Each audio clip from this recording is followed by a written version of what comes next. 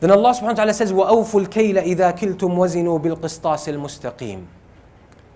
And when you weigh up goods, when you have transactions, when you buy and sell, give people their exact right.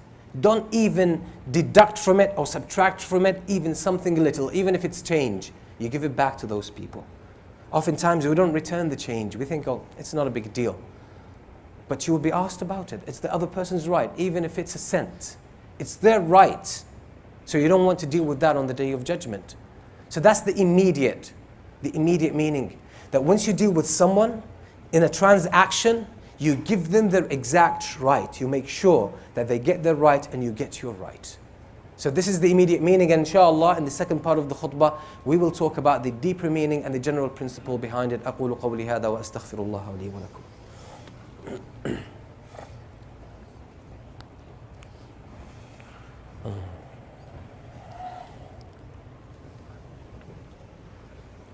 الحمد لله رب العالمين والصلاة والسلام على نبينا محمد وعلى آله وصحبه أجمعين. What this verse is also referring to as a general principle is the principle of justice. That other people's rights are haram for you, even if they fall in your hand by accident or by mistake.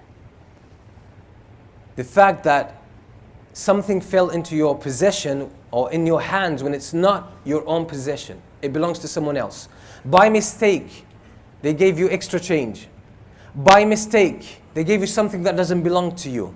The fact that you have personal or legal possession over it does not necessarily mean it's your right.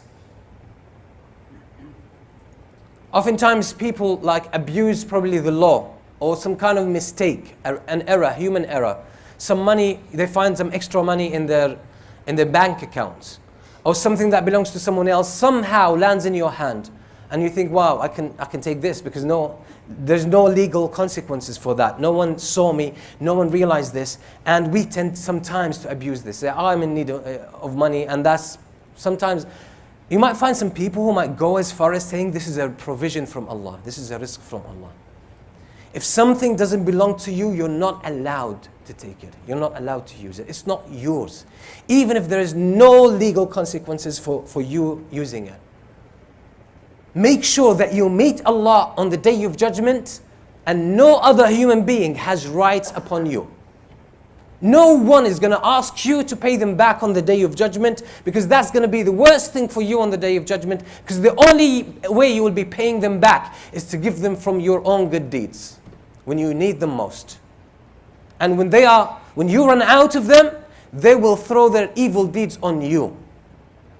That's the only currency on that day. So you want to avoid putting yourself in that situation. So make sure, maybe you've borrowed some money from someone, maybe you've invested some money with someone, or someone invested money with you, and for some reason, excuse me, you managed to get away with it. You managed to get away with it. And you took it for your own self. You used it for your personal use. And you think, oh, there's nothing wrong with that. You will be asked about this on the Day of Judgment. What will happen? That's the worst time you want to pay off your debt. We're going to pay off your commitments.